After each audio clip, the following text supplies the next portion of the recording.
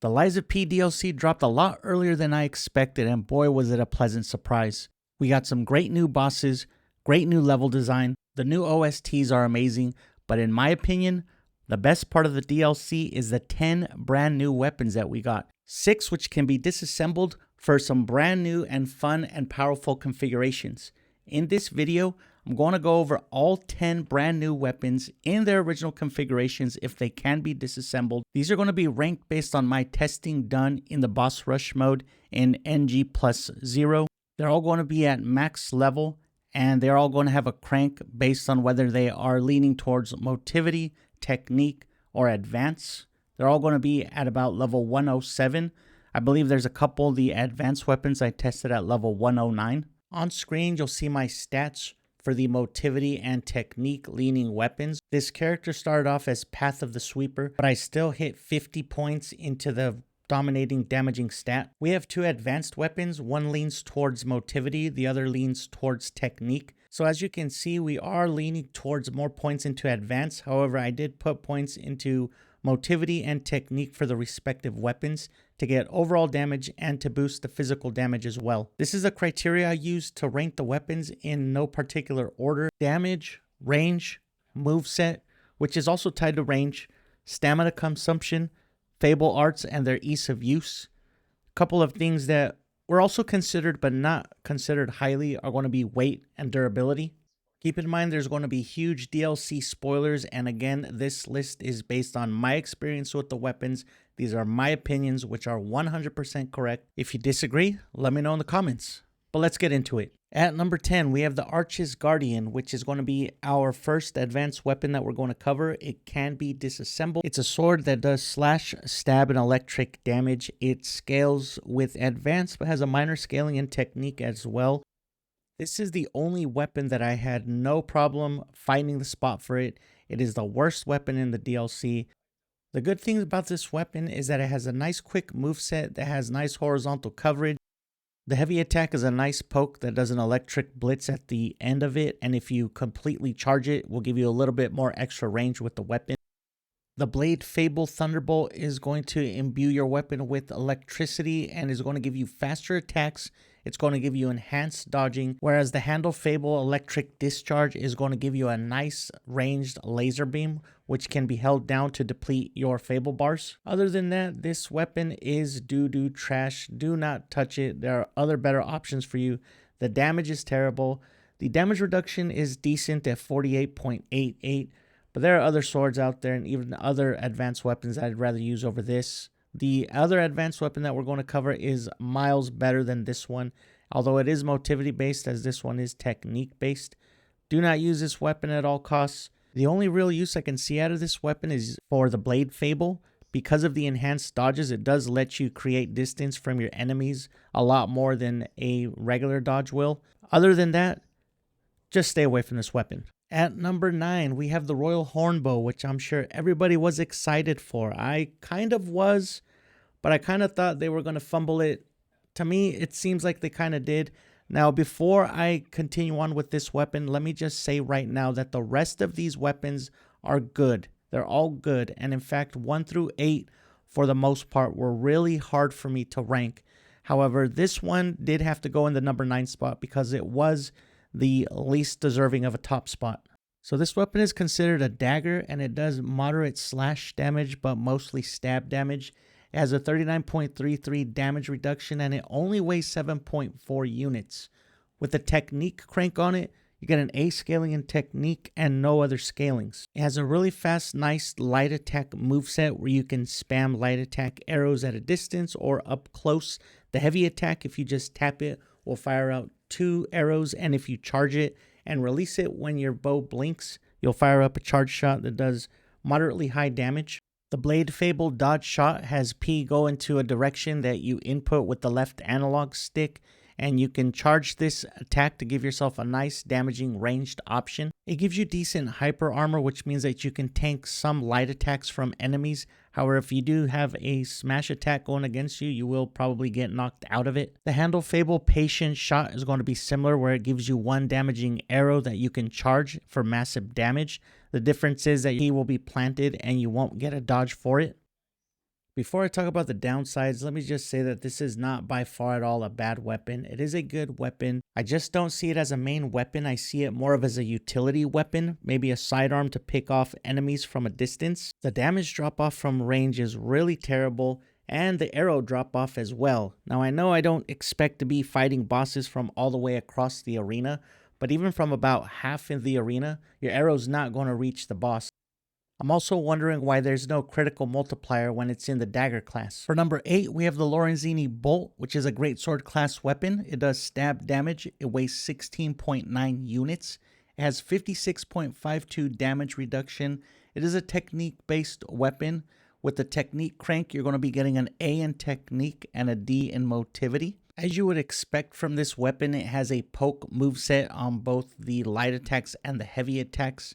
However, the downside, which I'll let you know right now, is going to be the range on the light attacks. It is disgusting. And that is why, even though I think the weapon is really good, that's why it finds itself here at number 8. However, the heavy attack is where it shines. As you can see in the gameplay in the background, it's a relatively quick animation that propels your character forward, which means you're going to be covering great range. The Blade Fable explosive shot is also a little bit underwhelming. It is a very quick animation where you shoot out a projectile that does minimal damage, and you can spam it if you have the available Fable slots. But the Handle Fable single stab is going to be a single use attack that does massive damage. As you'll see here shortly in the gameplay, we're basically going to negate the first aggressive phase of the Two-Faced Overseer. Now don't get me wrong, this is a really good weapon to use if you stick to your charged heavies and use the Handle Fable as much as possible. You are going to be able to delete a lot of enemies and a lot of bosses. Unfortunately, the range on the light attacks, the damage on the light attacks, and the Blade Fable keep this from being higher on this ranking list. And at number 7, we have Maniac's Pinwheel, which is a great sword class weapon. It does slash damage. It's on the heavy side where it weighs 16.2 units, gives 64.80 damage reduction. It's a motivity-based weapon, and with a crank, it's going to give us an S scaling in motivity with no other scalings. I'm not a huge fan of the light attack moveset because it kind of looks like your character does a golfing motion. So you're going to be doing basically vertical swipes. So you're not going to get a lot of horizontal coverage. Heavy attack does make up for it, however, as it does horizontal swipes. And if you charge your heavy attack, it's going to do a double swipe. As you can see in the footage here, sometimes the pinwheels are spinning and sometimes they're not. Let me show you this other clip as to what that is tied to. It's actually going to be tied to your dodging and your perfect guarding.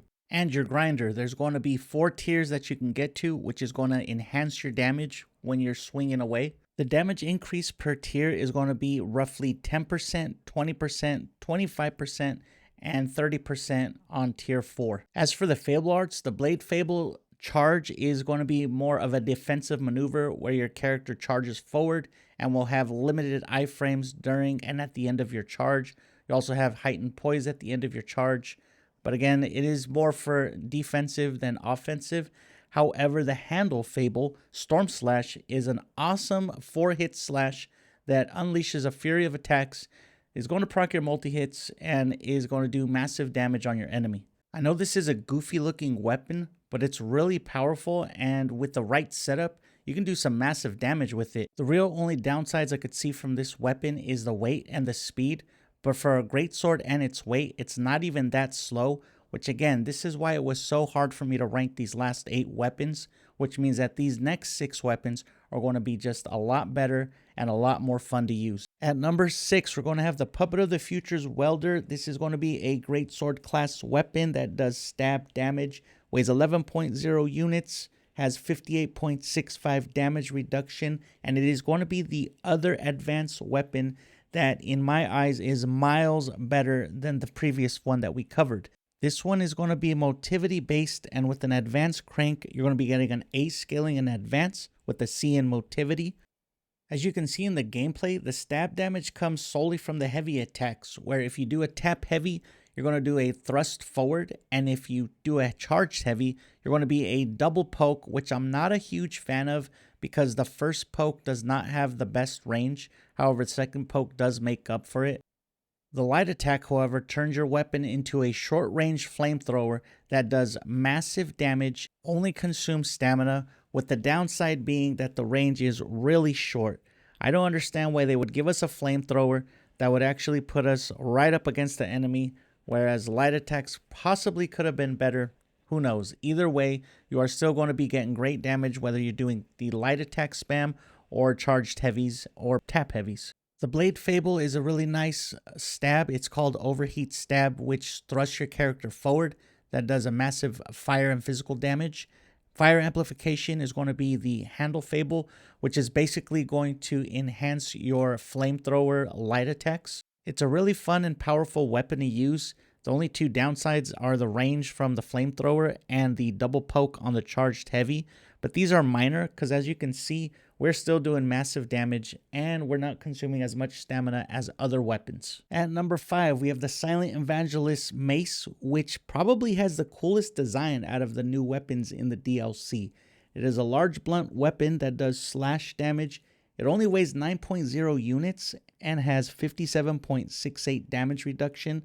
It is a motivity based weapon, and with the motivity crank, we'll be getting an A scaling in motivity and a D in technique. Now this weapon almost has it all. It has a great light attack moveset where it does horizontal swipes that come out relatively quick. The heavy attack is a nice horizontal swipe as well. However, the charged heavy is going to be the double swipe, which I'm not a huge fan of. It's just a minor downside because it comes out so slow and you have a chance of missing one or both parts. Blade Fable Acid Spray just does that. It sprays acid in front of your character in an AoE. It does really great acid buildup for a motivity weapon. Acid buildup on a motivity weapon. Why would they do this? I don't know, but this is not a downside. This is really good, and I can only imagine what kind of combinations you can do with this blade on a different handle that has an advanced scaling. As it is, you get a projectile that you can continuously shoot out as long as you have the Fable slots for it. The obvious downside is that you're not going to have an innate advanced scaling, so you're not going to be able to up the damage. Also, other downside is going to be the range. It is not that great, but it is a projectile that does acid on a motivity weapon. The Handle Fable Linked Payback Swing is going to be a nice quick swing, which you can maximize the damage off of if you use it immediately after a perfect guard. It's a really good weapon with just some minor downsides, but I'm sure you'll enjoy it if you have a motivity build. But let's take a look at the last 4 weapons, which are just insanely good. At number 4, we have La Vendetta, which is a blunt weapon that does slash damage. It weighs 17.9 units, has a whopping 71.90 damage reduction. It is a motivity-based weapon, and with the crank, you're going to be getting an A in motivity and a D in technique. This weapon is really amazing. If you are running a motivity build, I highly recommend that you get this. It can be found relatively early in the DLC. The moveset is really nice as you get an overhead chop for your first light attack, followed up with horizontal attack, and then a overhead chop again. So it has a nice mix of overhead chops and horizontal swings.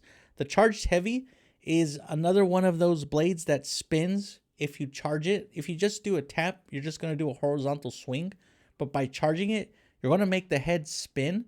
And kind of a downside on this weapon is that the damage is not consistent. Testing it on the dummies, I would get anywhere between 1220 to 1300 damage, which is an 80 damage discrepancy. It's not a huge number, but it is still a minor downside for this weapon. The cool feature about the blade is that when you block, whether it be a perfect block or just a regular block, you're going to be charging the weapon up to 3 stages. Now, again, going back to what I was saying about the damage discrepancy, each stage can give you 5%, 15%, 25% extra damage. However, it could be 8%, 10%, 25%. It could be 5%, 18%, 20%. So it probably depends on proximity and how much you hit with the blade. However, I was testing it on the dummies and I was trying to do it all at the same range, and there was just different numbers all across the board. Don't get me wrong, extra damage is nice. I would just hope that they make it a little bit more consistent, because having a passive buff like this can be really powerful. Now, this synergizes really well with the Blade Fable, Strength and Explosion, which basically has your weapon at tier 3 for a set amount of time. So all of your charged heavies are going to explode on impact. The Handle Fable is also really powerful. It's called Patient Swing, and it can't be charged, and it basically puts your character into a batting stance, and it will make you do an upward cut that makes you look like you're swinging a bat. Really powerful, has really decent hyper armor. As you saw in the gameplay in the background, we were able to tank an attack and still get the Fable art off. But at number 3, we have what is quite possibly my favorite weapon in the full game, base game DLC, Pale Knight. It's a great sword that does both slash stab damage, weighs 14.6 units, 53.09 damage reduction. It is a motivity based weapon, so with the crank we're going to get an A scaling in motivity, a D scaling in technique. It is a fun and stylish weapon. Even though it's in the greatsword class, it has a really fast moveset. It lunges forward. It has a really great charge heavy that lunges your character forward and then lunges back out. There's an explosion at the end of your weapon that does extra damage. It has very short range, so you basically still have to be on top of your enemy to hit it. The follow-up, though, will put you right back up in the action. So you can do a tap heavy to get your poke from range, dash back out, do either a charged heavy follow-up or a regular heavy follow-up to get back in there. This synergizes really well with the Handle Fable, which is going to be Strength and Bullet. This is going to temporarily increase the damage on the explosion at the end of your weapon. The Blade Fable Full Salvo is also powerful. It will put your character in a stance where you shoot a projectile that does tons of damage. This can be followed up with a heavy attack that is unique to this weapon. You can follow up many attacks with your heavy attack and have a unique attack that is not always going to be the stab in and dash out poke. The only downside to this weapon is the range, but it's not even that bad range, as your character does lunge in quite a bit when you're doing your light attack spam.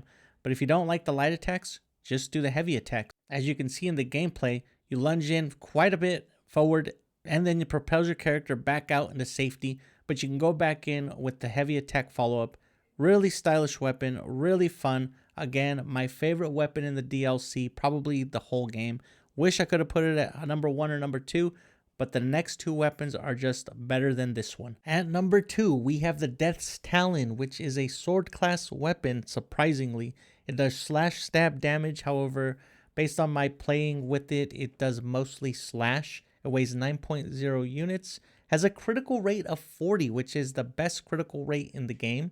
It is a technique-based weapon, and with the crank, we're going to be getting an S scaling in technique. If you ever wanted to cosplay as Wolverine, unfortunately you won't have the costume in this, but you will definitely be able to play exactly like him. There is almost no downsides to this weapon. I'll just let you know right now, the range is not the best. However, as you can see in the gameplay in the background, the charged heavy is really fast and it lunges forward. It has more range than most of the bigger weapons out there.